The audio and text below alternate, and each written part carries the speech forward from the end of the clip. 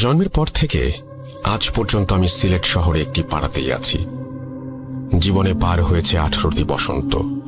18 বছরের এই ছোট্ট জীবন অনেক কিছুর পরিবর্তন হতে দেখলেও আমার পাড়ার এক প্রান্তে থাকা একটা দোতলা বাড়ির কোনো পরিবর্তন হতে দেখেনি।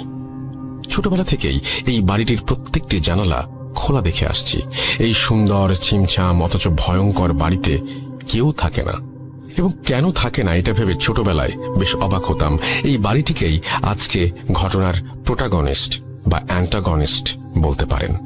আজকের ঘটনাটি কোনো নির্দিষ্ট ব্যক্তির কাছ থেকে শোনা নয়, আমার পাড়ার বেশ কয়েকজন সিনিয়র সিটিজেনের মুখ থেকে শুনেছি এই বাড়ি সম্পর্কে। এই ঘটনা অনেকের মুখ থেকে শুনেছি। এভাবে বাড়িটিকে ঘিরে ঘটা বেশ কিছু ঘটনা জোগাড় করে তা সংকলিত করে পাঠালাম। নিজের মতো করেই লিখলাম। ঘটনার পুরোটাই ঘটেছে আমার জন্মের আগে।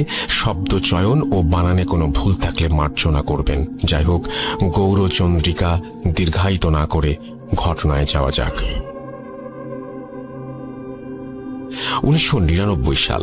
আমাদের পাড়ায় এক মধ্যবয়স্ক দম্পতি পাড়ার এক কোনায় থাকা পরিত্যক্ত 6 শতক জমি কিনে সেখানে বাড়ি করে বসবাস শুরু করেন। তাদের ছিল একটি মেয়ে। নতুন বাড়িতে ওঠার পর 4-5 মাসের মধ্যেই তারা তাদের মেয়ের বিয়ের আয়োজন শুরু করেন।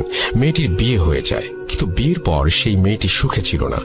শ্বশুর শাশুড়ি ভালো মনের মানুষ হলেও স্বামী ছিল ভীষণ লোভী। সে বারবার টাকার জন্য মেয়েটিকে বাপের বাড়িতে পাঠাতো। পর্যাপ্ত টাকা পয়সা না নিয়ে আসলে মেয়েটিকে শারীরিক ও মানসিকভাবে নির্যাতন করত। এক সময় অত্যাচার আর সহ্য করতে না পেরে মেয়েটি তার সমস্ত জিনিসপত্র নিয়ে বাধ্য হয়ে সেখান থেকে তার বাপের বাড়িতে চলে আসে। তার স্বামীও খবর পেয়ে সেখান থেকে গোপনে ওৎ পেতে থাকে এবং গভীর রাতে তার শ্বশুর শাশুড়ি ও স্ত্রীকে খুন করে। তারপর সে সমস্ত টাকা পয়সা ও সোনাদানা নিয়ে পালিয়ে যায়। কিছুদিন পর আশেপাশের বাড়ির লোকজন ওই বাড়ি থেকে খুব বাজে গন্ধ পাওয়ায় ওই বাড়ির ভেতরে প্রবেশ করে।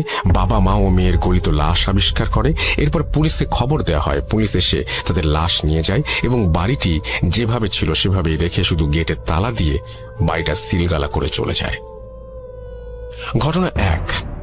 প্রায় 6 মাস পর ওই বাড়িটির ঠিক পাশের টিন শেড বাড়িটি বিক্রি করে দেওয়া হয়। এবারে এক দম্পতি বাড়িটি কিনে নেন এবং ওই টিন শেড বাসা ভেঙে 3 তলা দালান নির্মাণ করেন। তখন তারা ওই পাড়াতেই একটা ভাড়া বাড়িতে থাকতো। অনেক শ্রমিক লাগিয়ে বেশ তাড়াতাড়ি এই বাড়িটি বানানো হয়ে যায়। বাড়ি পুরোপুরি রেডি, শুধু রং বাকি। বাড়ি রং করতে মাত্র 2 জন রং মিস্ত্রি আসায় রং করতে তুলনামূলক বেশি দিন লাগছিল। একদিন কাজ শেষ করতে করতে একটু রাত হওয়ায় ওই দম্পতি সেই রাতে তাদের জন্য ওই বাড়ির বারান্দায় ঘুমানোর ব্যবস্থা করে দেয়। মাঝরাতে ঘুমোতে যাবার আগে কোনো এক রং শ্রমিক সিগারেট খাবার ইচ্ছে হলো। সে সিগারেট ও ম্যাচ হাতে ছাদে উঠে যায়। ছাদে গিয়ে সে সিগারেট জ্বালিয়ে ম্যাচটা না নিভিয়েই ওই পুরনো ভবনে ছুড়ে দেয়। পরদিন সকালে ঘুম থেকে ওঠে সেই শ্রমিক এবং দেখে সে বারান্দায় একা, পাশের জন নেই। সে খুঁজতে শুরু করলো।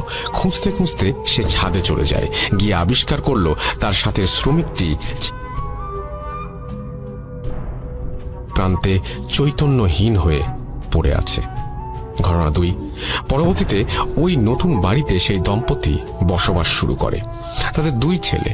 বড় ছেলে ঢাকা বিশ্ববিদ্যালয়ে পড়তো আর ছোট ছেলে ছিল উচ্চ মাধ্যমিকের ছাত্র। ছোট ছেলেটি বিড়াল খুব ভালোবাসতো এবং বাড়িতে 3-4টি পোষা বেড়াল ছিল। একদিন ওই বেড়ালগুলো সন্ধ্যার সময় ছাদে উঠে ছাদের কোনায় থাকা টবে গিয়ে একটা ছোট গাছে চড়ে লাফঝাপ করছিল। বেশি নড়াচড়ার কারণে এক পর্যায়ে টব সহ ওই বাড়ির বিড়ালটি পিছলে ছাদ থেকে ফসকে পড়ে যায়। ওই সিলগালা করা বাড়ির আঙিনায় তারা গিয়ে পড়ে। সাথে সাথে ওই বিড়ালগুলো প্রচন্ড জোরে চিৎকার করে ওঠে। সে কেবল 1 মুহূর্তের জন্য। 1 মুহূর্ত পরে সব থেমে যায়। চিৎকার শুনে বাড়ির লোকজন বিড়ালগুলোকে খুঁজতে শুরু করে, কোথাও পায় না। পরের দিন সকালে দেখা গেল পরিত্যক্ত বাড়ির গেট থেকে ঠিক 1 হাত সামনে খুব যত্ন করে সারি করে গুছিয়ে 3টি বিড়ালের লাশ। প্রত্যেকটা বিড়ালকে ঘাড় মোটকে মারা হয়েছে। যেটা আরো আশ্চর্যের বিষয় সেটা হলো বিড়ালগুলোর শরীরে 1 ফোঁটা রক্তও নেই। শুকনো ঠনঠনে জায়গায় বিড়ালের মৃত শরীরগুলো এমনভাবে সাজিয়ে রাখা হয়েছে যে দূর থেকে দেখলে মনে হয় 3টি বিড়াল খুব আরাম করে ঘুমোচ্ছে। অবাক করা ব্যাপার হলো বাড়িটি কিন্তু সিলগালা করাই রয়েছে। বিড়ালগুলো ওই বাড়িতে আটকে পড়ে ওদের কেন মেরে এখানে রেখেছে সেটা কেউ বুঝতে পারছিল না। ঘটনা 3। ঘটনা 1 বর্ণিত পরিত্যক্ত বাড়ির পাশে থাকা সেই 3তলা বিল্ডিং। এই বিল্ডিং এ একটি বাসায় নতুন ভাড়াটিয়া ওঠে। সেই পরিবারে ছিলেন স্বামী স্ত্রী, তাদের কলেজ পড়ুয়া ছেলে ও মেয়ে এবং 80 বছরের এক দাদু। এছাড়াও এক যুবক ভৃত্য ছিল, যার কাজ ছিল সর্বক্ষণ বৃদ্ধের খেয়াল ও যত্ন রাখা। ভৃত্যটি কাজকর্ম ও আচার ব্যবহার ভালো হলেও মনে মনে সে বাড়ি থেকে চুরি করে পালিয়ে যাবার ফন্দি আঁটছিল। কিছুদিন পর ভৃত্য একদিন সুযোগ বুঝে আলমারির চাবি চুরি করে বাড়ির টাকা পয়সা ও সোনাদানা সরিয়ে ফেলে, কিন্তু পালাতে গিয়ে সে বাসার কর্তা গিন্নির নজরে পড়ে যায়। এক নজর দেখেই স্বামী স্ত্রী কারো বুঝতে বাকি রইল না যে ছেলেটি চুরি করে পালাচ্ছে। তারাও ছেলেটিকে ধাওয়া করে। পালানোর পথ না পেয়ে চাকরটি শেষমেশ ছাদে উঠে যায় এবং সেখান থেকে লাফ দিয়ে ওই সিলগালা করা বাড়িটির আঙিনায় পড়ল এবং এক মুহূর্ত পরেই তীব্র স্বরে আর্তনাদ করে উঠল। পরদিন সকালে ওই পরিত্যক্ত বাড়ির গেটে ঠিক 1 হাত সামনে পাড়ার লোকজন ভৃত্যটির মৃতদেহ আবিষ্কার করে, ঠিক সেই জায়গায় যেখানে বিড়ালগুলো পড়েছিল। কিন্তু ভয়ের ব্যাপার হলো তার লাশটিও পুরোপুরি ফ্যাকাশে, একটুও রক্ত নেই, শরীরে কোনো ক্ষত বা আঘাতের চিহ্ন নেই। এটা যে কোনো মানুষের কাজ নয় সেটা বুঝতে কারো বাকি রইল না। ঘটনা 4। এক সময় আমাদের এলাকায় ছিচকে চোরের উপদ্রব বেড়ে গিয়েছিল। সে কারণে পাড়ার কিছু কিছু বাড়িওয়ালা কুকুর পুষতে শুরু করে। পরপর 3টি অদ্ভুত ঘটনা ঘটার পরও পাড়ার এক বাড়িওয়ালা কিছুতেই বিশ্বাস করতে পারছিলেন না যে ঘটনাগুলো অস্বাভাবিক। তিনি সিদ্ধান্ত নিলেন তার কুকুরের একটি বড় বাচ্চাকে তিনি ওই বাড়ির ভেতরে ছেড়ে দেবেন। যেই ভাবা সেই কাজ। ওই বাড়ির পাঁচিল খুব বেশি উঁচু নয়, তাই কুকুরটিকে পাঁচিল টপকিয়ে বাড়ির ভেতরে পাঠিয়ে দিল এবং তাড়াতাড়ি উঠলেন তিনি তার বাড়ির ছাদে কি হচ্ছে তা দেখার জন্য। তিনি দেখলেন কুকুরটি কিছুক্ষণ বাড়ির উঠোনে ঘোরাঘুরি করলো। হঠাৎ করে কুকুরটি গলা ছেড়ে বিভৎস রকমের চিৎকার শুরু করলো। দেখে স্পষ্ট বোঝা যাচ্ছিল ভয়ানক কিছু একটা দেখলে কুকুর যেভাবে রিয়্যাক্ট করে সেটাই হচ্ছে। সেই বাড়িওয়ালা খুব ভয় পান, কারণ কুকুরটির সামনে তিনি কিছু দেখতে পাননি। তাহলে এমন কি দেখেছে কুকুরটি যে ভয় পাচ্ছে তা উনি ঠাহর করতে পারছিলেন না। কুকুরটি সর্বশক্তি দিয়ে দৌড়ে পাঁচিলের দিকে আসতে চাইল, কিন্তু পারল না। বাউন্ডারি ওয়াল পর্যন্ত পৌঁছানোর আগেই কুকুরটি মাটিতে শুয়ে পড়ে প্রচন্ড জোরে হাত পা ছোড়াছুড়ি করতে লাগলো। মুরগির গলা কেটে ফেললে যেভাবে ডানা ঝাপটা থাকে এবং মারা যায়, ঠিক সেভাবে কুকুরটিও চিৎকার করছিল আর ছটফট করতে করতে নিস্তেজ হয়ে গেল। পরদিন ভোরবেলা ওই বাড়িওয়ালা মর্নিং ওয়াক করতে বের হন। হাঁটতে হাঁটতে তিনি দেখেন, তিনি যখন ওই বাড়িটির সামনে দিয়ে হাঁটছিলেন তখন ওই বাসার নারিকেল গাছ থেকে ঝুপ করে কি যেন একটা তার গায়ের ওপরে পড়ল, যা দেখে তিনি দেখা মাত্রই চিৎকার করে উঠলেন তারস্বরে এবং সেন্সলেস হয়ে যান। তার গায়ের উপরে যা পড়েছিল সেটা হলো তার সেই কুকুরের ছিঁড়ে ফেলা মাথা। ঘটনা 5। আমাদের পাড়ার প্রায় অর্ধেক পরিবার মণিপুরি আর বাকি অর্ধেক বাঙালি। জাতিগত সত্তা আলাদা হলেও আমাদের মধ্যে সম্পর্ক অনেক ভালো। পাড়ার কিশোর বয়সের মণিপুরি ও বাঙালি ছেলেমেয়েরা মাঠে গোল হয়ে বসে আড্ডা দিচ্ছিল। তখন কে সাহসী আর কে ভীতু সেটা নিয়ে তর্ক বিতর্ক শুরু হয়। এক পর্যায়ে সাগর নামে এক মণিপুরি কিশোর দাবি করল সে নাকি সব থেকে সাহসী। তখন সবাই তাকে প্রমাণ দিতে বলল। সাগর বলল সে নাকি ভুতুরে বাড়ির ভেতর ঢুকবে এবং সেখান থেকে বের হয়ে আসবে। সকলে তার এমন কথা শুনে আঁতকে উঠল। সবাই মিলে তাকে বারবার এই কাজ করতে নিষেধ করতে লাগলো। সবাই বলল যে অন্যভাবেও নিজের সাহসের প্রমাণ দেয়া যায়, কিন্তু সে জেদ করে রইল যে সে বাড়ির ভেতরে যাবেই। সবাই মিলে স্বীকার করে নিল সে সব থেকে সাহসী, কিন্তু সাগর গো ধরে রইল ওই বাড়িতে সে যাবেই। কেউ কিছু বুঝে ওঠার আগেই সে উঠে দাঁড়িয়ে চিতাবাঘের মতো দৌড় দিল ওই বাড়িটির দিকে। এক মুহূর্ত লাগলো সবার বুঝতে ও কি করছে। বোঝা মাত্রই সকলে মিলে চিৎকার করতে করতে ওর পেছনে দৌড়ানো শুরু করলো। ততক্ষণে ও বাড়ির পাঁচিল পেরিয়ে ভেতরে চলে গেছে। সকলের সম্মিলিত কোলাহল শুনে পাড়ার বিভিন্ন বাড়িঘর থেকে মানুষজন বের হয়ে আসতে লাগলো। সকলে ওই ভুতুরে বাড়ি পর্যন্ত আসার আগেই সে লাফ দিয়ে ভেতরে ঢুকে পড়ল। প্রায় সাথে সাথেই আর্তনাদ করে সাগর হাঁচড়ে পাঁচড়ে আবার দেয়াল বেয়ে ওই বাড়ির ভেতর থেকে রাস্তায় আসার চেষ্টা করতে থাকে, কিন্তু বোঝা যাচ্ছিল দেয়ালের ওপাশ থেকে কোনো একটা কিছু তাকে আটকে ধরে রেখেছে। গলা ফাটিয়ে সে চিৎকার করে কাঁদতে লাগলো। এমন অবস্থায় সাগরকে দেখার পরপরই পাড়ার কয়েকজন মিলে সাগরের হাত ধরে টানাটানি করতে শুরু করলো। বেশ অনেকক্ষণ দুপাশ থেকে টানাটানির পর সাগরকে সবাই মিলে শেষমেশ বাড়ি থেকে বের করে নিতে সক্ষম হলো। সেদিন থেকেই সাগর মানসিক ভারসাম্যতা হারিয়ে ফেলে। আজও সাগর তা মানসিক ভারসাম্যহীন হয়েই পড়ে আছে। ঘটনা 6। 1 বছরের মধ্যে পরপর এভাবে বাড়িটিকে ঘিরে বিচ্ছিন্ন ঘটনা ঘটার ফলে পাড়ার সবাই নড়ে চড়ে বসেন এবং একটি সমাধানের আসার পরিকল্পনা করেন। রাঙামাটি থেকে একজন মহিলা অঘরী তান্ত্রিককে নিয়ে আসা হয়। তিনি এসে প্রথমে যা যা হয়েছে তার সবকিছু জেনে নিলেন। পরদিন পূর্ণিমা এবং সেই মাঝরাতে একটা মশাল জ্বালিয়ে বাড়ির চারিদিকে ঘুরতে থাকেন। অনেকবার ঘোরার পর তিনি সবাইকে ঘুমিয়ে পড়তে বলেন এবং পরদিন সকাল 8টায় পাড়ার বড় মাঠে সবাইকে ব্যাপারটি জানাবেন বলে জানান। পরদিন 8টা, সকলে অধীর আগ্রহ নিয়ে অপেক্ষা করছে কি হয় সেই রহস্য জানার জন্য। তান্ত্রিক এলেন। তিনি বললেন, তোমাদের পাড়ার ওই বাড়িটি থেকে এই সমস্যা দূর করা সম্ভব নয়, কারণ ওই বাড়িতে অর্ধ শতাধিক শক্তিশালী জিন মিলেমিশে বাস করে। এরা কখনো কারো ক্ষতি করবে না, কিন্তু যদি কোনো মানুষ বা প্রাণী ওদের শান্তি নষ্ট করে তাহলে ওরা সেই মানুষের ক্ষতি করবে, এমনকি মেরেও ফেলতে পারে। যেমন একদিন রাতে তোমাদের কারো বাসার একজন চাকর এখানে মারা গেছে।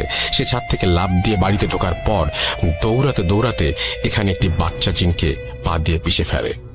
সাথে সাথে সেখানকার জিনেরা মিলে তাকে জমের দুয়ারে পাঠিয়ে দেয়। তেমনি বিড়ালগুলোও সেখানে জিনকে আছড়ে দিয়েছিল বা কারো স্পর্শ লেগেছিল, সেই জন্য বিড়ালদের সাথেও এই দুর্গতি হয়। একটি সাধারণ জিনকে কাবু করাই অনেক ঝুঁকিপূর্ণ ব্যাপার, আর এখানে তো 50টিরও বেশি শক্তিশালী জিন। যদি আমি এদের কোনো ব্যাপারে কোনো হস্তক্ষেপ করি, কয়েক পলকের মধ্যে আমাকে সহ এই পাড়ার সকলকে মেরে ফেলারও ক্ষমতা রাখে ওরা। কাজেই আমার মনে হয় সব থেকে ভালো হয় যদি তোমরা কখনো ওদের বিরক্ত না করো। কেউ আর কোনোদিন ভুলেও ওই বাড়ির সীমানার ভেতরে ঢুকবে না বা ওই বাড়িতে কোনো কিছু ফেলবে না। যেভাবে বাড়িটা আছে সেভাবেই থাকুক, তাহলেই সবার মঙ্গল। এই বলে সেই অঘরীতান্ত্রিক চলে যান। তারপর থেকে আজ পর্যন্ত সেই বাড়িটি ওইভাবেই পড়ে আছে। দীর্ঘ 21 বছরে এই বাড়িতে আর কখনো কারো পা পড়েনি। এই ছিল আমার হ্যালোইন স্পেশাল পর্ব উপলক্ষে ঘটনা।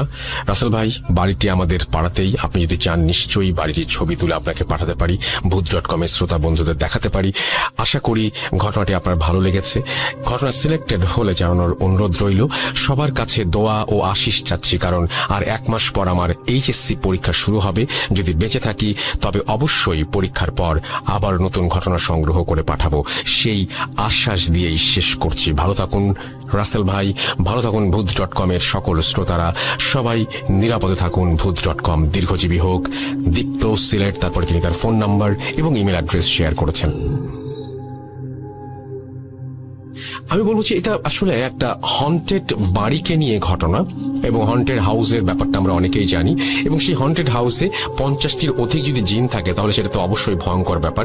এবং সেই বাড়ি থেকে আমরা সেই বাড়িতে তো আর ঢুকতে পারবো না, সেই বাড়ির আশেপাশে থেকে হয়তো আমরা একটা ভূত.com-এর শো চাইলে করতেও পারি, যদি আপনারা চান, যদি আপনারা রাজি থাকেন। এবং কে কে সেই বাড়ির সামনে যে ভূত.com-এর শো যদি করি তাহলে যেতে রাজি আছেন সেটাও আমাকে জানাবেন। আমরা আশা করি এরকম কিছু একটা প্ল্যান করে ফেলতেও পারি।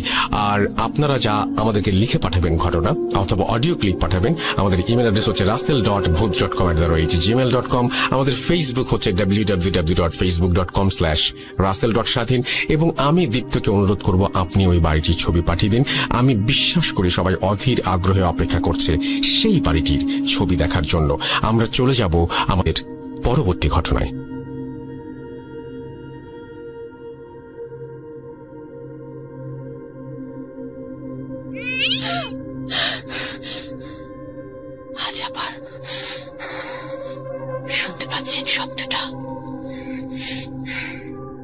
ভয়ের আরেক নাম ভূত.com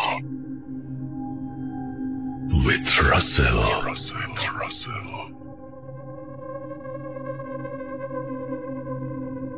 ঘটনাটি আমাদের পাঠিয়েছেন সাবিত ময়মনসিং থেকে, এবং তিনি লিখেছেন, আসসালামু আলাইকুম রাসেল ভাই ও প্রিয় লিসেনার্স, আশা করি ভালো আছেন। আমি মোহাম্মদ সাবিত আলম, ঘটনাটি ময়মনসিং থেকে লিখছি। আজ আমি আপনাদের সাথে আরো একটি ঘটনা নিয়ে আবারও ফিরে এসেছি। এই ঘটনাটি আমি কালেক্ট করেছি আমার এক পরিচিত বড় ভাইয়ের এক্স কলিগের কাছে। আমি আর কথা না বাড়িয়ে ঘটনার প্রেক্ষাপট ও সরাসরি ঘটনায় চলে যাচ্ছি।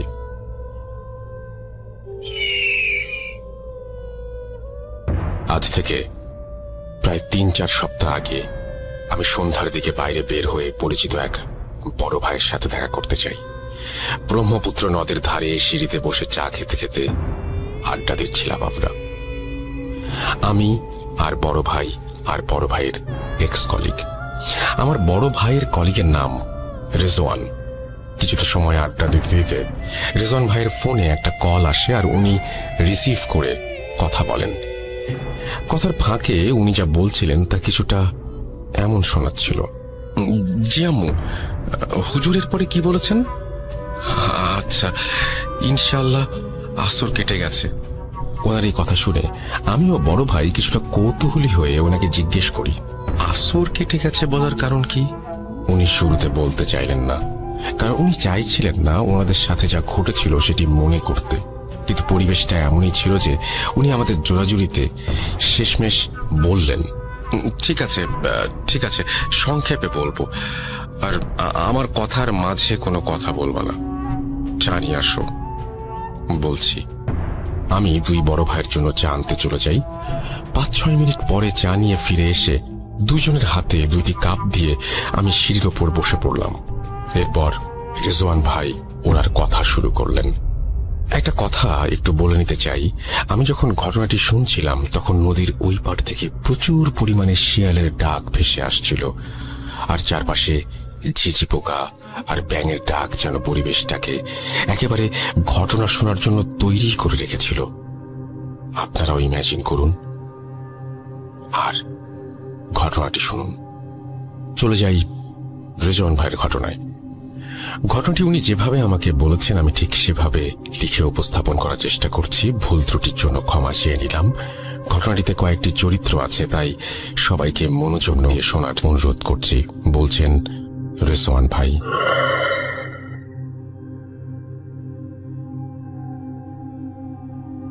আমি তখন বরিশাল বিভাগের একটি কুরিয়ার সার্ভিসে কাজ করি। চাকরিটা ভালোই ছিল, কিন্তু একটা জিনিস খারাপ লাগতো যে রোজ একই ধরনের রুটিন। এভাবে আস্তে আস্তে আমিও আমার কলিগরা যেন হাঁপিয়ে উঠছিলাম। কিন্তু এই একঘেয়েমি কেটে যায় কোরবানি ঈদের ছুটিতে বাড়ি গিয়ে। এছাড়াও ঈদের 2 দিন পরে 6 জন মিলে একটি ট্যুরও দেই আমরা রিফ্রেশমেন্টের জন্য।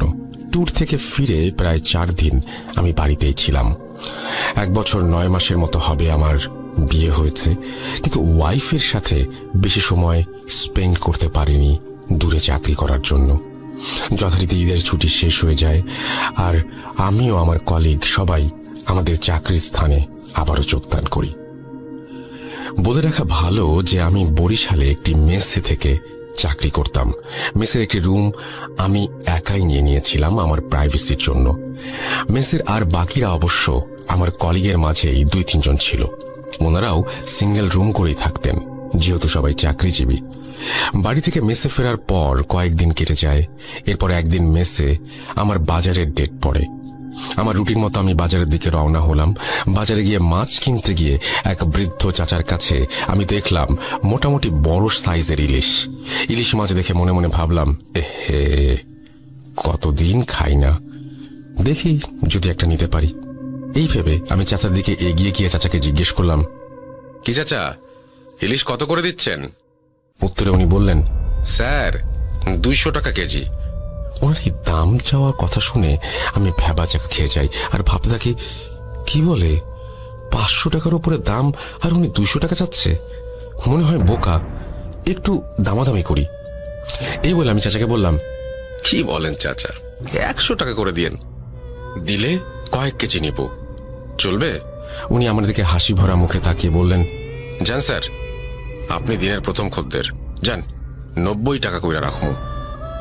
আমি মনে মনে নিজেকে অনেক বড় ভাবতে থাকি আর এদিক ওদিক তাকিয়ে ওনাকে 5 কেজি মাছ মাপতে বলি, এই ভেবে যে ফ্রিজে রেখে অনেক দিন খাওয়া যাবে আর দামটা একেবারেই সস্তা। অনেক বড় দাও মেরেছি আজকে।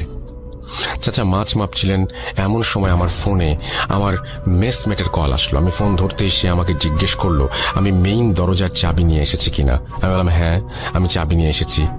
সে তখন আমাকে জানালো যে ভুলে চাবি নিয়ে বের হয়নি, তাই আমি যেন সন্ধেবেলা তার সাথেই বাড়ি ফিরি।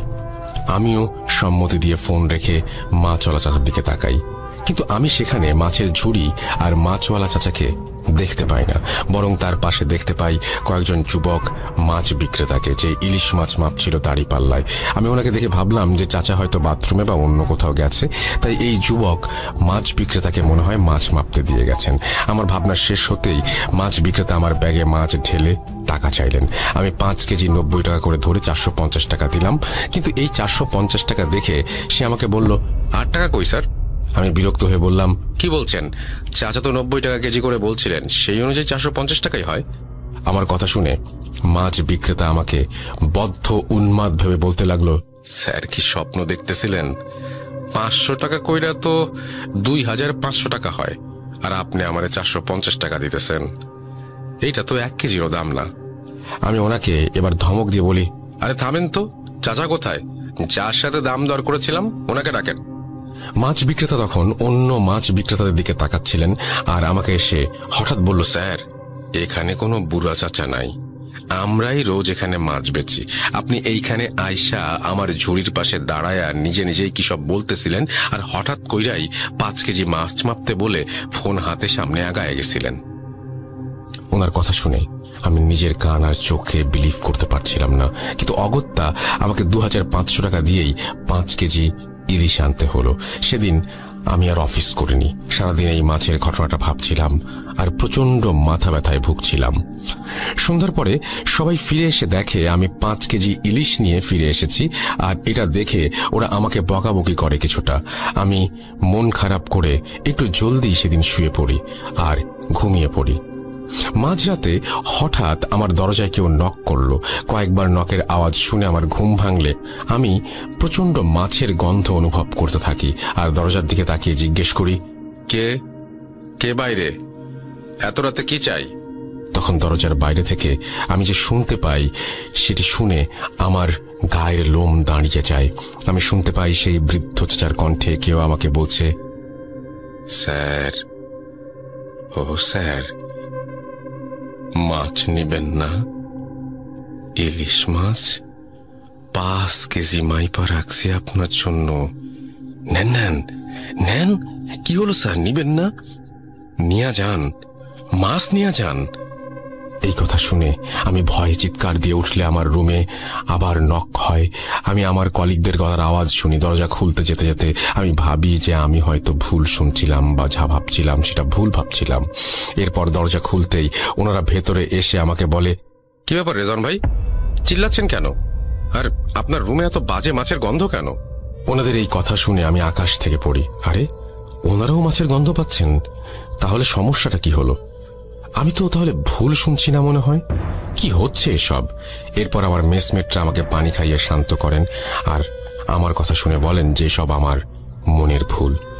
আর এরপর তারা আমার ঘর থেকে নিজ নিজ ঘরে চলে যান। আমিও বিষয়টাকে মনের ভুল ভেবে আবার ঘুমানোর চেষ্টা করি। যখন হালকা তন্দ্রাচ্ছন্ন হয়ে পড়ি, তখনই আমার রুমের চারপাশ থেকে ফিস ফিস প্রতিধ্বনি শুনতে পাই, মাছ মাছ, ইলিশ মাছ নেবেন না? নেবেন না স্যার? আপনাকে নিতেই হবে, দাম করেছেন, এখন না নিলে খারাপ হবে। মাছ নেবেন না স্যার, ইলিশ মাছ। এমনভাবে শব্দটা হচ্ছিল যেন মনে হচ্ছিল আমি কোনো হরর মুভির থিয়েটারে, আর চারপাশ থেকে হরিফিক সব সাউন্ড ভেসে আসছে। আমি আবার ঘুমিয়ে পড়ি। রুমের লাইট জ্বালিয়ে ঘড়ির দিকে তাকিয়ে দেখি 3:15 বাজে। ঘুম থেকে উঠে ঘড়ি দেখার সাথে সাথেই আমি আবার বিছানায় পড়ে যাই। আমার চারপাশ ব্ল্যাক আউট হয়ে যায়, আর আমি দেখতে পাই যে আমার রুমে আমি বিছানায় বসে, আর আমার বারান্দার দরজার সামনে সেই মাছ বিক্রেতা দাঁড়িয়ে। সে আমাকে খুব কঠিন গলায় বলছে, স্যার, মাছ তো আপনাকে নিতেই হবে। যদি নেন আপনি বেঁচে যাবেন, আর না নিলে কেউ বাঁচবে না। আমি তাকে বললাম যে আমি মাছ নেব না। তখন সে আমাকে বলল, নিবি না? ঠিক আছে, এবার দেখ কি হয়, দেখে নিস তুই। এই কথা বলে সেই মাছ বিক্রেতা মনে হলো হাওয়ায় মিলিয়ে গেল। আর আমারও মাথায় কিছু ছিল না, আমি মনে হয় ঘুমিয়ে গিয়েছিলাম। আমি যখন ঘুম থেকে উঠি তখন দেখি আমার পাশে একজন মেসমেট বসে আছে, আর আমি চোখ খুলতেই সে আমাকে দেখে আলহামদুলিল্লাহ বলল। আমার বিছানার সামনের দেয়ালের অ্যানালগ ঘড়ি থাকায় আমি দেখলাম 5:50 বাজে, অর্থাৎ ভোর। কিন্তু আমার মেসমেট আমাকে যা বলল তাতে আমি নিজেকে আর ধরে রাখতে পারছিলাম না। আসলে সময়টা ছিল সন্ধ্যা 5:50, অর্থাৎ আমার জীবন থেকে 14টি ঘন্টা গায়েব হয়ে গেছে। আমার মেসমেটদের বক্তব্য ছিল যে আমি দুপুর অব্দি রুমের দরজা না খোলায় তারা বাড়িওয়ালার কাছ থেকে ডুপ্লিকেট চাবি এনে দরজা খুলে দেখে আমি মেঝেতে পড়ে আছি আর আমার হাতে মাছের আঁশ লেগে আছে। এরপর থেকে তারা আমাকে বিছানায় উঠিয়ে আমার হাত পরিষ্কার করে রান্নাঘরে খাবার রান্না করতে গেলে দেখে ফ্রিজ থেকে ইলিশ মাছ বের হয়ে মেঝেতে পড়ে আছে আর একটা মাছের গায়ে কোনো আঁশ ছিল না। এই দেখে তারা কিছুটা অবাক হয় আর আমার হাতে মাছের আঁশ দেখে রান্নাঘরে আঁশবিহীন মাছ এসব তারা মিলানোর চেষ্টা করে, কিন্তু মিলাতে পারেনি। এর মাঝে আমি কিছুটা মানসিকভাবে স্ট্রেসড হয়ে যেতে শুরু করি, কারণ হঠাৎ এই জিনিসগুলো আমার কাছে খুব আনইউজুয়াল লাগছিল। আর আগেও কখনো আমার সাথে এমন কিছু হয়নি। ভয়ও পাচ্ছিলাম, মানসিক আঘাতও পাচ্ছিলাম একই সাথে। এরপর সন্ধেবেলা আমার মোবাইল একটা ফোন আসে। ফোনটি ছিল আমার আম্মুর। ফোন ধরতেই আম্মু বলেন যে আমি খুব জলদি যেন বাড়ি ফিরে আসি। আমি কারণ জিজ্ঞেস করলে আমার আম্মু আমাকে কিছুই বলে না, ফোন কেটে দেয়। আমি বাড়ি যাবার জন্য বাসের টিকিট কাটতে যাই, কিন্তু সেদিন টিকিট না পেয়ে পরের দিন রাতে বাসের টিকিট কেটে নেই। অফিসের বসকে অনেক কষ্টে ছুটি দেওয়ার কথা রাজি করিয়ে বাড়ি ফিরে এলাম। বাড়ি ফিরে এসে যে সকল দৃশ্য দেখি তা কল্পনার বাইরে। আমার স্ত্রী মাইশা, সে অসুস্থ, তার চোখের নিচে কালি পড়ে গেছে, হাত পা শুকিয়ে গেছে। আমি আম্মুকে জিজ্ঞেস করলে আম্মু আমাকে যা বললেন তা ওনার ভাষাতেই বলছি।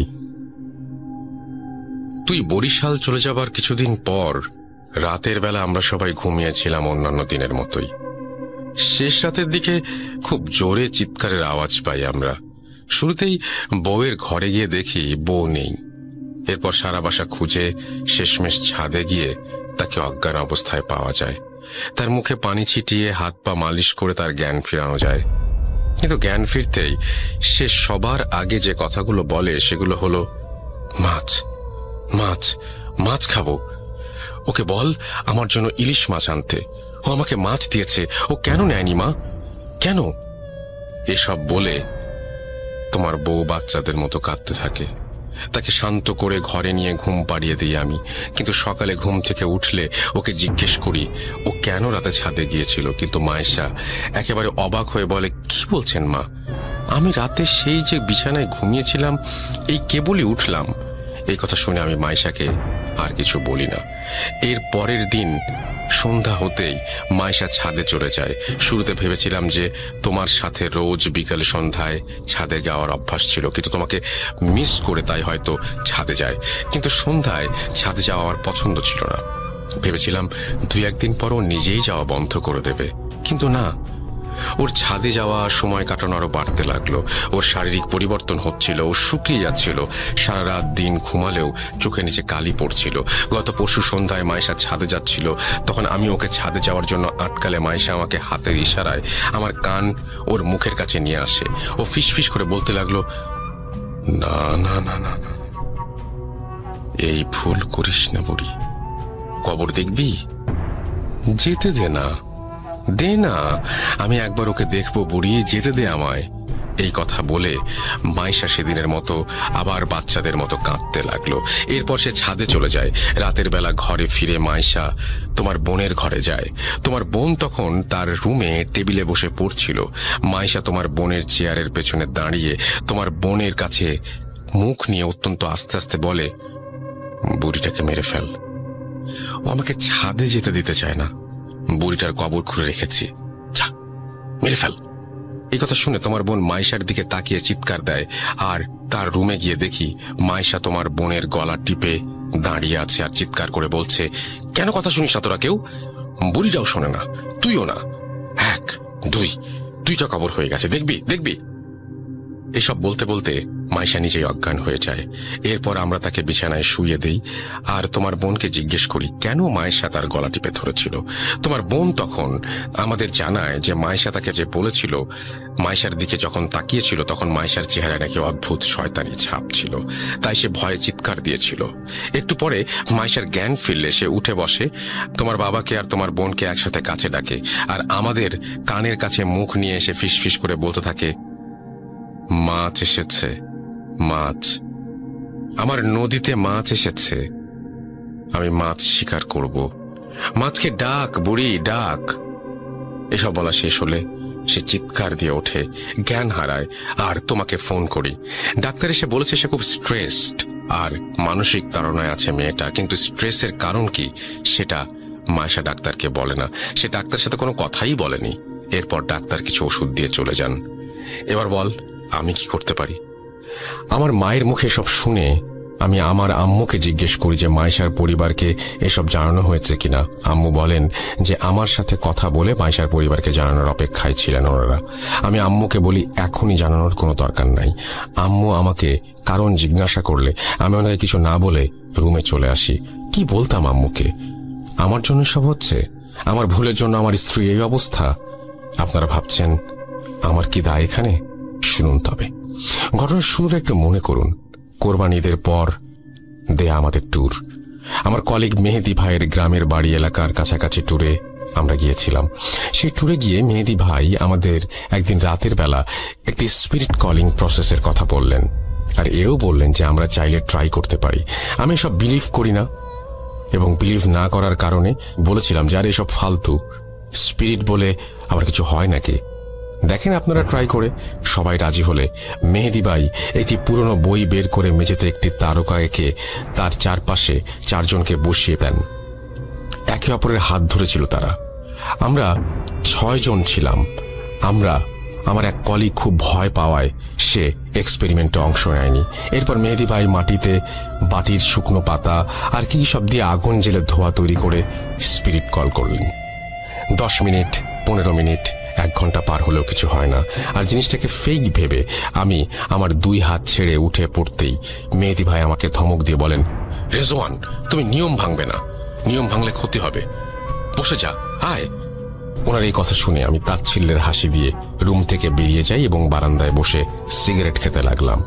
এরপর আমাদের মাঝে কথাবার্তা তেমন হয়নি, আর আমরাও এই বিষয়টা ভুলেই গিয়েছিলাম। কিন্তু এবার আমার মাথায় আসলো এই ট্যুরের কিছুদিন আগে আমার সাথে মাছ নিয়ে এই ঘটনার কথা, আর আমার ওয়াইফের সাথে সেই মাছ নিয়ে ঘটনা। তাহলে অবশ্যই সেই এক্সপেরিমেন্টের কারণে কোনো খারাপ কিছু আমার পিছু নিয়েছে, যা আমার ওয়াইফের ক্ষতি করতে চাচ্ছে। আমি আমার মা বাবাকে এসব কি করে বলতাম আপনারাই বলুন। এর পরের দিন আমি এলাকার মসজিদের ইমাম সাহেবের কাছে গিয়ে সব ঘটনা খুলে বলি।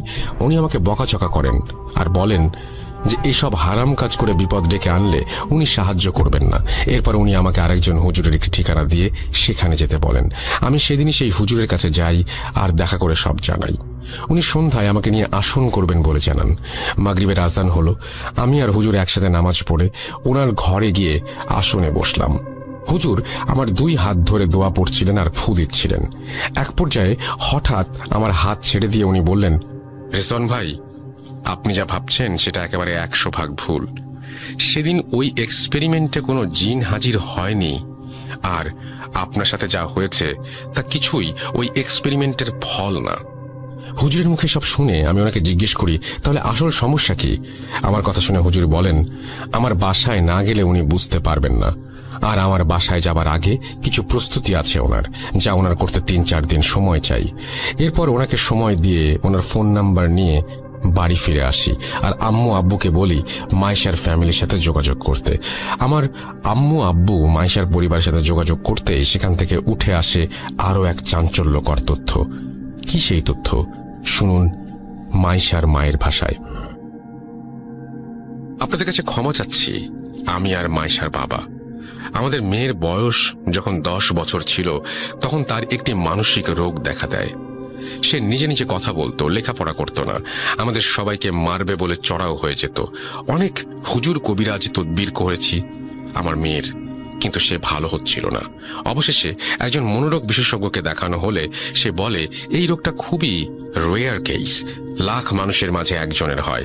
নিজেকে ভুলে গিয়ে অন্যের মতো আচরণ করা, ভায়োলেন্স, আর এরপর সব ভুলে যাওয়া।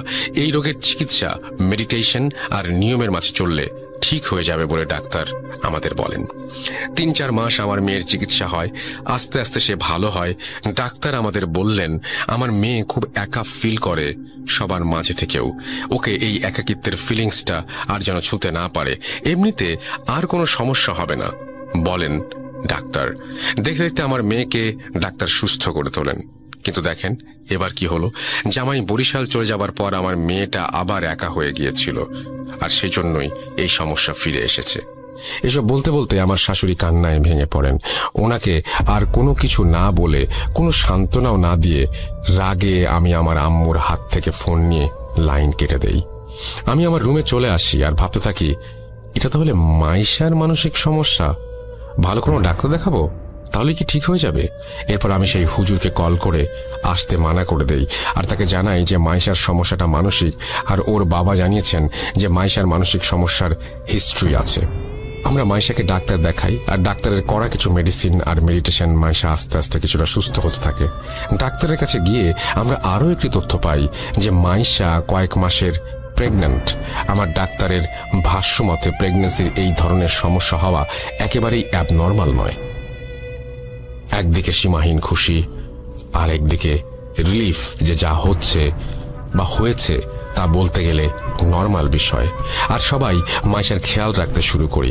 আমি রোজ সন্ধ্যায় মাইশাকে নিয়ে ছাদে গল্প করি, যত্ন নেই, নিয়ম করে খাওয়ানো, মেডিসিন দেয়া, সবকিছু খেয়াল রাখতাম আমরা সবাই। আস্তে আস্তে আমার যাবার সময় চলে এলো আর আমি বরিশাল চলে এলাম। মেসে ফিরে 1 সপ্তাহ পার হয়ে গেল, কোনো সমস্যা নেই। হঠাৎ একদিন রাতের বেলা ঘুমের মাঝে আমি কানের কাছে আওয়াজ শুনছিলাম, যা, চলে যা, জীবন থেকে চলে যা। আমি এটা শুনে বিছানা থেকে লাফ দিয়ে উঠতেই আমার রুমের দরজায় নক করার আওয়াজ পাই এবং সেই মাছ বিক্রেতার গলা শুনতে পাই, স্যার, মাছ নেবেন? ইলিশ মাছ মাত্র 90 টাকা, নিয়ে নেন। একথা শুনে আমি চিৎকার করে উঠি, তুই আর তোর মাছ জাহান্নামে যা, আমাকে বিরক্ত করিস না, চলে যা, আমাকে আমার মতো মাছতে দে। এরপর সে প্রত্যুত্তরে আমাকে বলে, ফিরিয়ে দিলেন স্যার, আমার জীবিত মাছ আপনার পথ ছায়া মরছে, এইবার আপনি কবর দেখেন। এই কথা বলে সে করুণ সুরে কাঁদতে লাগলো। ওনার এই কথা শেষ হতেই আমার হুঁশ ফিরে মোবাইলের রিংটোনে। বিছানা থেকে উঠে আমি দেখি যে ঘেমে একাকার হয়ে গেছি। আমি আল্লাহর কাছে শুকরিয়া আদায় করি যে এতক্ষণ যা হচ্ছিল তা বোধহয় স্বপ্ন ছিল। এই ভাবতে ভাবতে আমি মোবাইল হাতে নিয়ে দেখি আব্বুর ফোন তোতে আব্বু কান্না স্বরে আমাকে বলে, বাবা রেজওয়ান, যত তাড়াতাড়ি পারো চলে আসো, তোমার বাচ্চা আর নাই। এই কথা শুনে আমার হাত থেকে ফোন পড়ে যায়, আমার পায়ের নিচে মাটি সরে যায়। আমি এই মাত্র স্বপ্নে দেখলাম আমাকে কবর দেখানো হবে, আর আমার বাচ্চা এই দুনিয়াতে নেই। কিভাবে কি হলো জানার জন্য আমি বাড়ির উদ্দেশ্যে রওনা দিলাম। বাসে করে যাচ্ছিলাম, কিন্তু আমার কানের চারপাশে আওয়াজ আসছিল, স্যার, মাছ, আমার মাছ নেন স্যার, আমার মাছ নাই, আজকে আপনার মাছ শিকার করলাম, মাছ, মাছ, মাছ, মাছ। এই বলে বাতাসে মিশে যাচ্ছিল সেই আওয়াজ, আর হালকা করে শুনতে পাচ্ছিলাম, নিলেন না। এরপর আমি ঘুমিয়ে যাই বাসের জার্নিতে। বাস থামলে বাড়ি পৌঁছে আমি আমার বোনকে পাই বাড়িতে একা। এরপর আমি তাকে নিয়ে হাসপাতালের উদ্দেশ্যে রওনা হই। রাস্তায় আমার বোনের মুখে আমি সব ঘটনা শুনি। তার ভাষ্য মতে আমি ঘটনাগুলো বলছি। ভাইয়া, তুমি যেদিন চলে গেলে সেদিন রাতে আমি পানি খেতে উঠে ডাইনিংয়ে গিয়েছিলাম। গিয়ে দেখি মাইশা ভাবি ডাইনিংয়ের একটি চেয়ারে বসে আছে।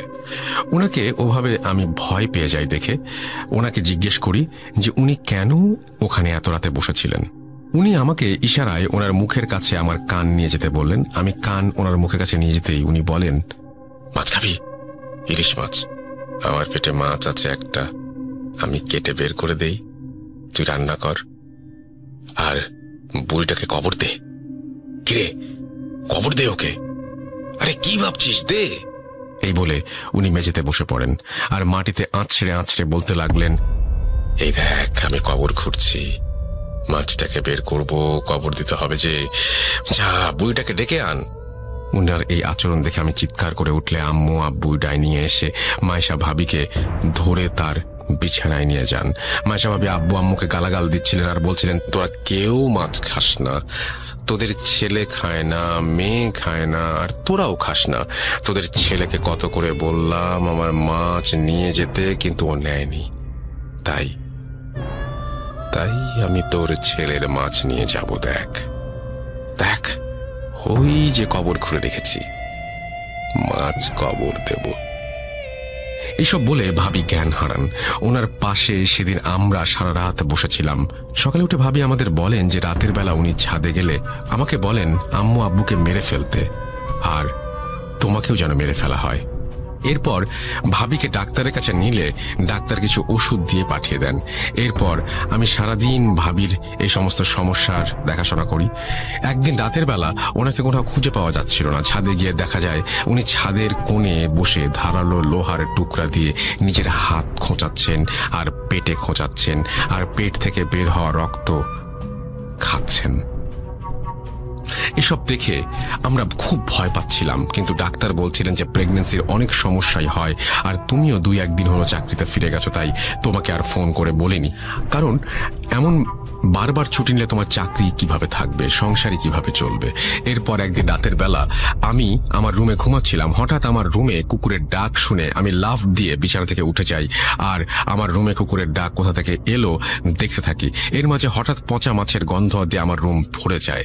আমি বিছানা থেকে উঠার জন্য পাশ ফিরতে দেখি মাইশা ভাবি বাজে হাসি নিয়ে আমার পাশে শুয়ে আছেন, আর কুকুরের আওয়াজটা উনিই মুখ দিয়ে করছিলেন।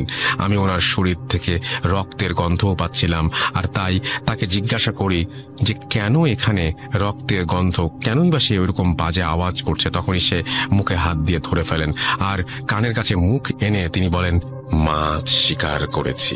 এই বলে সে আমার হাতে একটি ছুরি ধরিয়ে দিয়ে বলেন, নে বুড়িকে মেরে ফেল আর কবরে ধাক্কা দিয়ে ফেলে দে। আমার হাতে ছুরির স্পর্শ পেতেই আমি ছুরিতে আঠালো কিছুর আভাস পাই, আর ভাবির হাত সরিয়ে জোরে চিৎকার দেই।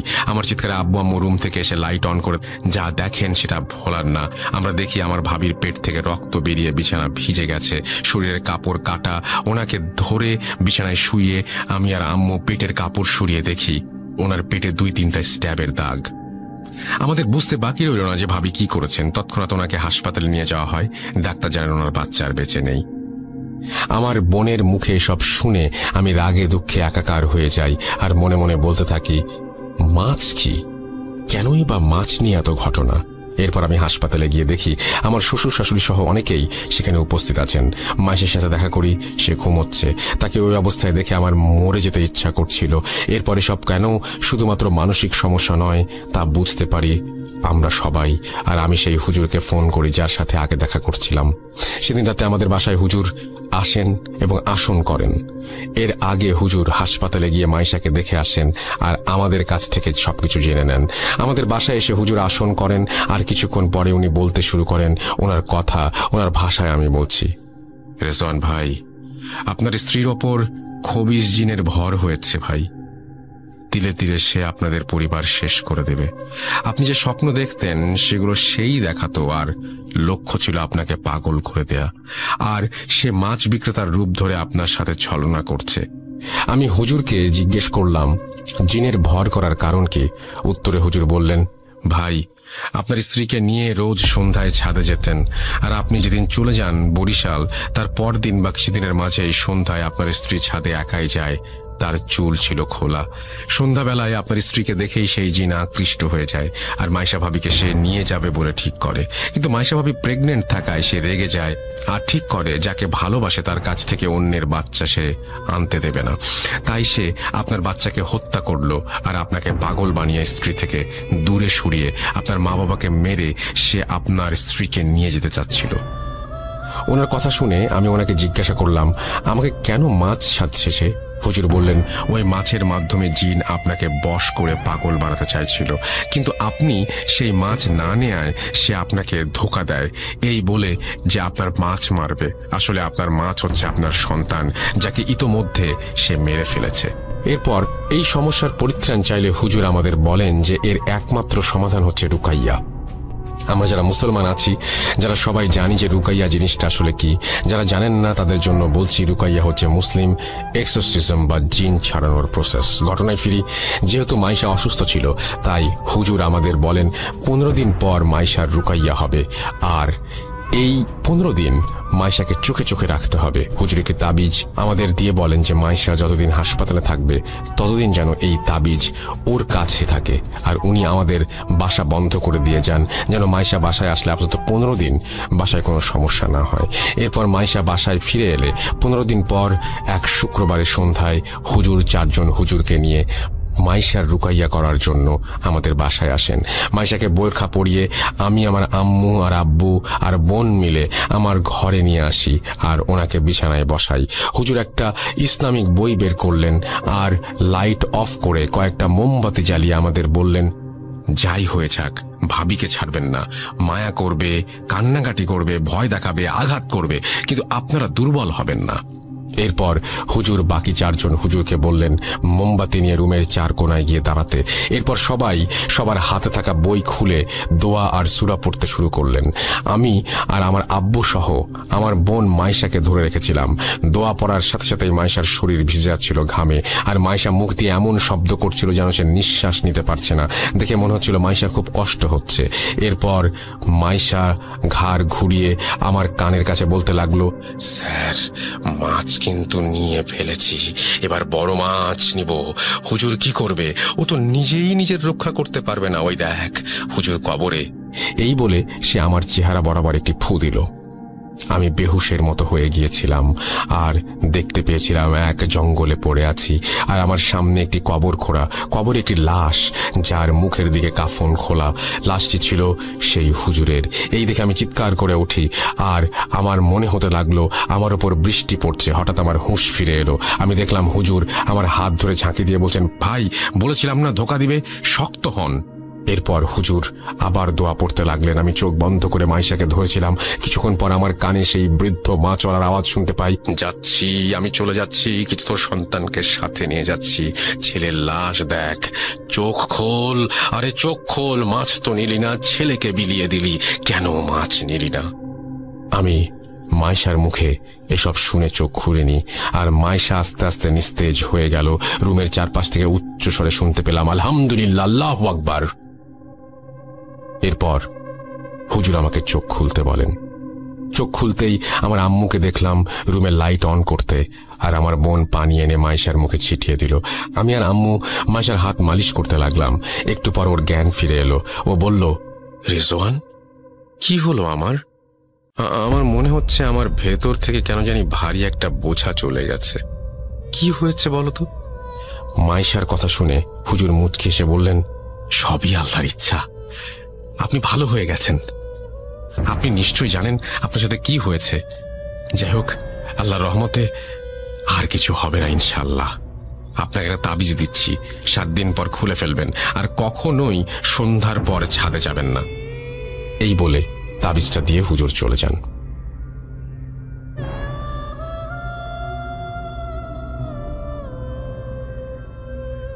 রেজওয়ান ভাই এইটুকু বলে দীর্ঘশ্বাস ফেলেন। ঘটনাটি ঘটেছে কয়েক বছর আগে। আমি আজও ভুলতে পারিনি কিছুই। বাজারে গিয়ে এখনো মাছ কেনার সাহস হয় না আমার। আমার নিষ্পাপ বাচ্চাটা আর দুনিয়ায় নেই, সব ভেবে কেমন যেন লাগে।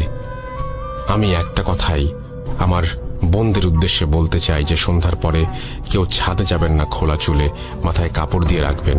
গুরুজনের কিছু কথা আসলেই মেনে চলা উচিত। মনে রাখবেন, যা রটে তা কিছুটা বটে। আর একটা কথা, একটা ভুল যে কারো জীবন ছারখার করে দিতে পারে। মাইশা এখন ভালো আছে, আমার বাবা মাও ভালো আছে, কিন্তু আজও আমার কোনো সন্তান নেই। এই বলে রেজওয়ান ভাই ওনার ঘটনা শেষ করেন। এরপর নদীর পাড় থেকে উঠে আমার এক পরিচিত বড় ভাই আর রেজওয়ান ভাইয়ের কাছ থেকে বিদায় নিয়ে বাড়ির দিকে চলে আসি। আজকের মতো এই ছিল আমার ঘটনা। কষ্ট করে পড়ে শোনানোর জন্য ধন্যবাদ, আর লিসনারদের জানাই আন্তরিক কৃতজ্ঞতা এতক্ষণ সময় নিয়ে ঘটনাটি শোনার জন্য। শেষে বলতে চাই, বিলিভ করার অধিকার যেমন আপনার আছে, তেমনি না করার অধিকারও আপনার। অনিচ্ছাকৃত ভুল ত্রুটির জন্য ক্ষমা করবেন। আজ বিদায় নিচ্ছি, সাবিত ফ্রম ময়মনসিংহ। সবাই ভালো থাকবেন। আসসালামু আলাইকুম। তো এই ছিল ঘটনা, এবং এই ঘটনাটি নিশ্চয়ই আপনাদের ভালো লেগেছে। যদি ভালো লাগে অবশ্যই আমাদের জানাবেন।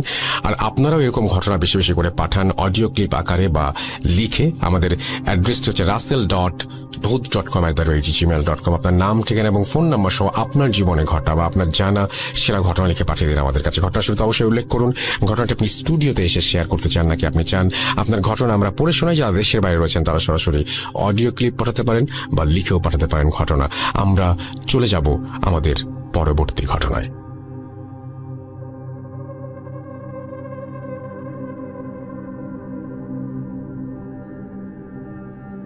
Entertainment is a must.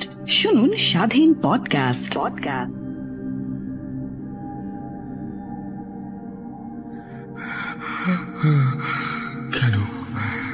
কেন তুমি আসো? আমি শুধু তোমার সাথেই থাকতে চাই। কিভাবে সম্ভব? মৃতদের এই পৃথিবীতে থাকতে নেই।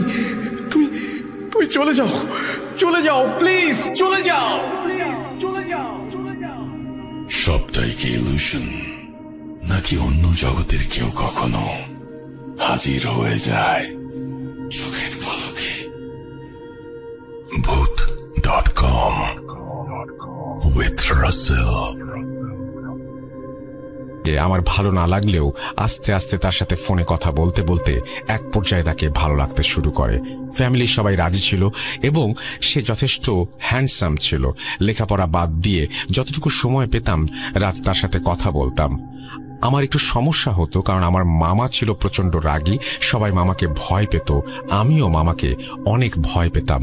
তাই আমি রাতে কথা বলতে চাইতাম না, কিন্তু আমার ফিয়ন্সে রাতেই বেশি কথা বলতে চাইতো আমার সাথে।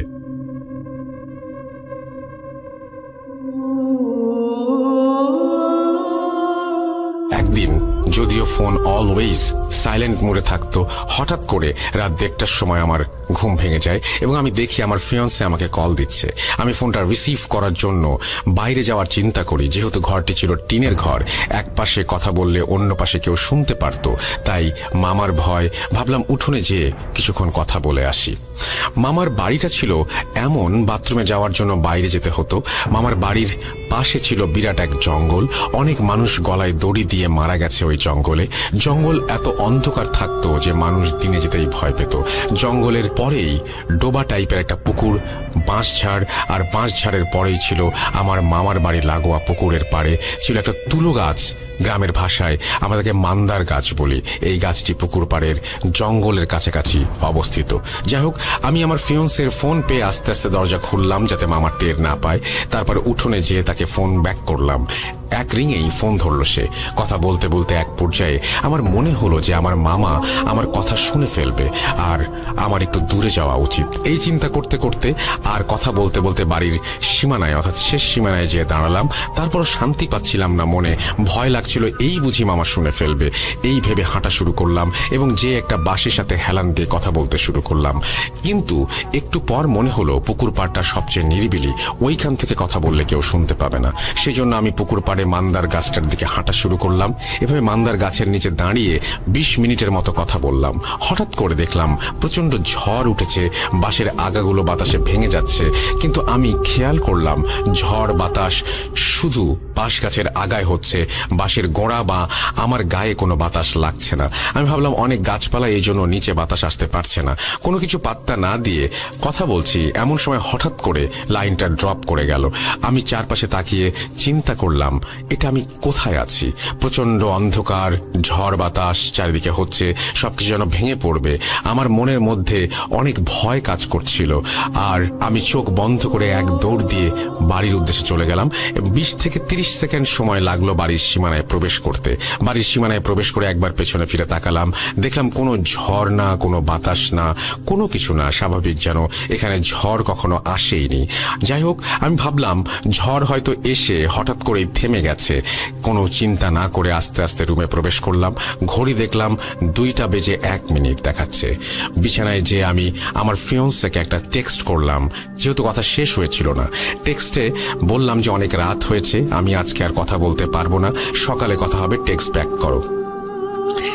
এভাবে অনেকক্ষণ কথা হওয়ার পর কোনো টেক্সট না পেয়ে আমার মধ্যে অস্থিরতা কাজ করতে লাগলো। চিন্তা করলাম ওয়াশরুমে গেলেও তো এতক্ষণ লাগার কথা না, সে কি তার ফোন দেখেইনি? তাকে অনেকবার কল দিলাম, কল রিসিভ করলো না।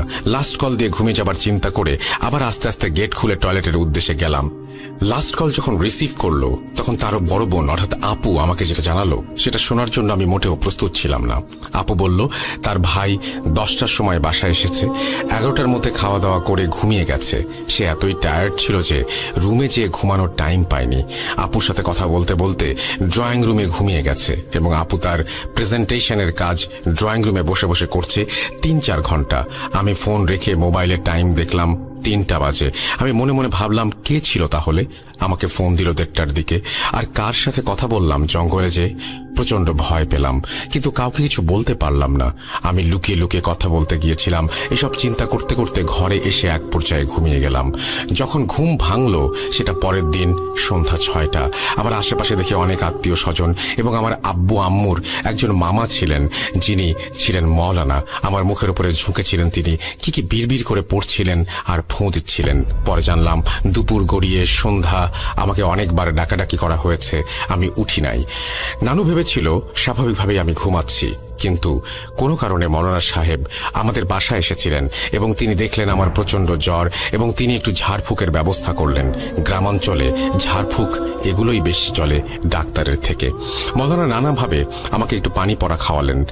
সবাই চলে গেলে উনি আমাকে বললেন, রাতে বাইরে একা একা কোথাও যেও না, তুমি যেখানে কল্যাণ ভাবছো সেখানে হয়তো তোমার অকল্যাণ নিহিত। আমি কিছুই বুঝলাম না, শুধু তার যাওয়ার দিকে চেয়ে রইলাম। পরে শুনেছিলাম ওই রাতটি ছিল হাজরা ফাটার রাত, গ্রামাঞ্চলের ভাষায়, যেটা অমাবস্যার থেকেও ভয়ঙ্কর, ঘুটঘুটে অন্ধকার। পারতপক্ষে এই রাতে সন্ধ্যার পরে কেউ বাইরে বের হয় না।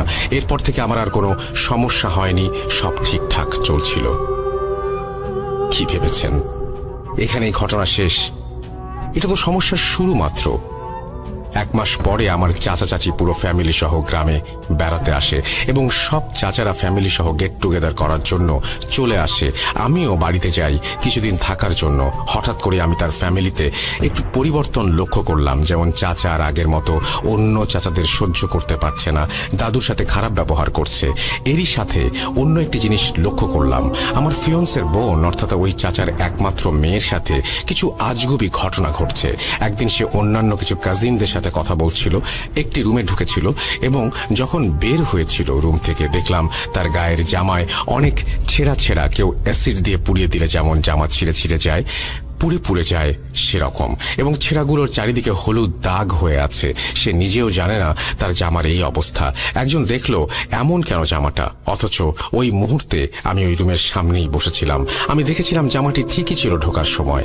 এরপর ওই আপুর আম্মা আমার চাচি আসলো এবং তিনি বলল, এটা ধরার দরকার নেই, রেখে দে, এটা পলিথিনের ব্যাগে রেখে দে, এটাকে নিয়ে দেখবো কেন এমন হলো। আমি কিছুই বুঝলাম না উনি কাকে দেখাবার কথা বলল, কিন্তু আমি আপুর এই অবস্থা দেখে খুবই দুঃখ পেয়েছিলাম এবং আমার ফিয়ন্সের বড় বোন ছিলেন তিনি। এরকম আরো অনেক ঘটনা ঘটেছিল সেদিন, যেগুলো আমি নিজের চোখেই দেখেছিলাম। যাই হোক, বেসিক্যালি সবাই এসেছিল দাদুর অসুস্থতার কারণে, কিন্তু ওই চাচার আচার আচরণে দাদু আরো বেশি অসুস্থ হয়ে পড়েন এবং এক পর্যায়ে দাদু মারা যান। এরপর আমার বড় চাচা এবং অন্যান্য চাচাদের প্রেসার দিতে থাকে জমি জমাগুলো ওনাদের কাছে বিক্রি করে দেবার জন্য, কিন্তু আমার বাবাকে বলে, মেয়েকে আমার ছেলের সাথে বিয়ে দিয়ে দিব, এগুলো এমনি লিখে দে, এগুলো তোর সব মেয়েরই থাকবে। তার কথা শুনে আমার বাবা খুব অবাক হন। এই ভাই ছিল সবচেয়ে উদার মনের ফ্যামিলির মধ্যে। আমার বাবা রাজি হয়নি, কারণ আমার একটি ছোট ভাই ছিল এবং তিনি বলেছিলেন আমার মেয়ের কিছু দরকার হলে আমার কাছ থেকে নেবে, তার তো অংশ আছে এখানে। এটা শোনার পর থেকে চাচা চাচি আমাদের বিয়ের ব্যাপারটা আর মানতে পারছিলেন না। অনেক ঝামেলার এক পর্যায়ে আমাদের বিয়েটা ভেঙে যায়। এভাবে চলতে চলতে এক পর্যায়ে আমার উপর অত্যাচারের মাত্রা বেড়ে গেল। চাচার কথা ছিল তিনি বড় ছেলে, তাই হিসাব অনুযায়ী অন্য কেউ জন্ম না নিলে সব সম্পত্তি তারই পাওয়ার কথা। সে গ্রামের কিছু গুন্ডা লোকদের নিয়ে আমাদের কিছু জায়গা দখল করলো এবং আমাদের জায়গায় বিল্ডিং বানাতে গেল। তখন বাবা আইনের আশ্রয় নেওয়ার কথা ভাবে। ঠিক তখনই বাবা ব্রেন স্ট্রোক করে বসলো। 1 সপ্তাহ বাবা সার্ভাইভ করেছিল, তারপর বাবা মারা যান। মারা যাবার ঠিক 1 সপ্তাহ পরে আমাদের ঘরের সামনে পুকুর পাড়ের 2টি জলজ্যান্ত তালগাছও মারা যায়, যেটা আমার আম্মু লক্ষ্য করেছিল। আমার আম্মু খুবই পরহেজগার ছিলেন, একজন মহিলা যিনি 5 ওয়াক্ত নামাজ পড়তেন, সন্ধ্যায় কোরআন শরীফ পড়তেন, বিভিন্ন মহিলাদের মাহফিলে যেতেন এবং অনেক আমল করতেন। একদিন আম্মু আমাকে বড় হুজুরের বউয়ের কাছে নিয়ে গেলেন। তিনি তার হাজবেন্ডের সাথে কথা বলবে বলে একদিন পরে আসতে বললেন। পরের দিন গেলাম। যাওয়ার পর মুষলধারে বৃষ্টি শুরু হলো। বড় হুজুর পর্দার আড়াল থেকে কথা বলতে শুরু করলেন আমাদের সাথে। বড় হুজুর আম্মুকে বললেন, এই মেয়ের তো এখানে বহু বছর আগে থেকে কালো জাদু করা হয়েছে এবং আমাদের বাড়িতে দুটি গাছ মরে গেছে। গাছ দুটি কেটে তার গোড়ায় যা পাবো সব বিসমিল্লাহ বলে পুড়িয়ে ফেলতে হবে এবং 2টা তাবিজ তার কাছ থেকে এনে আমরা সেই অনুযায়ী বাড়িতে যাবার জন্য প্রস্তুতি নিলাম। কিন্তু বৃষ্টি তখনও থামে নাই। আমাদের বাড়িটা ছিল অনেক দূরে, তাই আমরা বৃষ্টিতে ভিজেই বাড়িতে যাওয়ার কথা চিন্তা করলাম। কিন্তু হুজুর আমাদের থামিয়ে দিয়ে তার বউকে কিছু একটা আমাদের ওপর ছিটিয়ে দিতে বললেন। তিনি বললেন, যাই হোক না কেন কোনো ভয় পেও না আর কাউকে কিছু বলো না। আমরা বাসা থেকে বের হয়ে রওনা দিলাম। এমনই আশ্চর্য হয়েছিলাম, সেদিন বাসায় আসার আগ পর্যন্ত আমাদের গায়ে এক ফোঁটা বৃষ্টির পানিও পড়ে নাই। কিন্তু আমাদের আশেপাশে তুফান হয়ে যাচ্ছিল। পরদিন গাছ কাটা হলো। একটি গাছের নিচ থেকে পাওয়া গেল ছোট মাটির হাড়ির মধ্যে বিভৎস চেহারার একটি ব্লার টাইপের ছবি এবং শুকনো রক্তের ছাগলের মাথার সাথে লাগানো একটি তাবিজ, এবং অন্যটির নিচে পাওয়া গেল একটা নখ, একটা ছোট চুল, একটা তাবিজ আর আব্বুর কাপড়ের কিছু অংশ যেটা অর্ধেক পোড়ানো হয়েছিল। হুজুরের কথা মতো সব কাজ শেষ করে পরের দিন তাবিজ হুজুরের কাছে নিয়ে গেলাম। হুজুর আমাদেরকে বলল, আমাকে জোড়া কবরের মাঝখানে তাবিজ করা হয়েছে এবং আমার উপরে 7 জন জিন চালনা করা হয়েছে। হুজুর বলেছিল সবাইকে সারাতে পারলেও রাধ নামের একটি জিনকে আমার থেকে কিছুতেই আলাদা করতে পারেননি। হুজুর বলেছিলেন একবার নদী পার হলে ব্ল্যাক ম্যাজিকের আসর কমে যায়।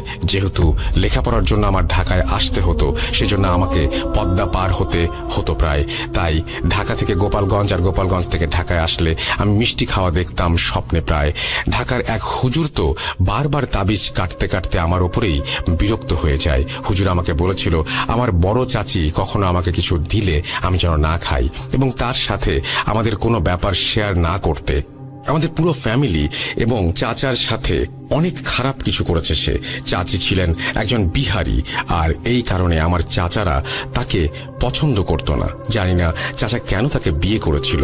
আজ আমার 29 বছর বয়স, আজও আমার বিয়ে হয় নাই। সব ঠিক থাকলে লাস্টে বিয়েটা আর হয় না। শুনেছি আমার ওই চাচার মেয়ের 2টা কিডনি নষ্ট হয়ে গেছে। আমার ফিয়ন্সের 4-5 বার বিয়ে হয়ে গেছে আর তাদের বড় ছেলে এবং ছেলের বউয়ের সাথে এমন কিছু করার সময় ধরা খেয়েছিল চাচি। তারা এখন আর মায়ের হাতে কিছু খায় না, ইভেন মায়ের চেহারা পর্যন্ত দেখে না, পাশাপাশি অন্য ফ্ল্যাটে থেকেও। এত কিছুর পরও আমার কিছু প্রবলেম এখনো রয়ে গেছে। এখনো উল্টাপাল্টা স্বপ্ন দেখি যেটাতে আয়াতুল কুরসি পড়তে ভুলে যাই। এখনো আমার সামনে আমার কোনো কাছের মানুষের সাকসেস আমার কানে একবার আসলেই ওইটা নষ্ট হয়ে যায়, ইত্যাদি নানা কিছু। আমি জানি না মানুষ এগুলো করে কি মজা পায়। নিজেদের জেদ আর হিংসার কারণে এরকম সংসার ছিন্ন ভিন্ন হয়ে যায়। আল্লাহর কাছে দোয়া করি আল্লাহ যেন তাদের হেদায়েত করেন। এটাই ছিল আমার ঘটনা রাসেল ভাই। ভালো লাগলে প্রিয় মানুষগুলোকে পড়ে শোনাবেন যেন সবাই সতর্ক থাকে, সতর্ক হতে পারে। আসসালামু আলাইকুম, ভালো থাকবেন। থ্যাংক ইউ সো মাচ মিম, যদি এটি আপনার ছদ্মনাম। আপনি ভালো থাকবেন এবং আপনি সুস্থ হয়ে উঠুন পুরোপুরি, সেই দোয়া করি আল্লাহ তাআলার কাছে। এবং সবাইকে বলছি আপনারাও আপনাদের ঘটনা পাঠান। আমাদের ইমেল অ্যাড্রেস হচ্ছে russell.booth.com@gmail.com। আপনাদের ঘটনার অপেক্ষায় থাকলাম। আমরা চলে যাচ্ছি আমাদের পরবর্তী ঘটনায়।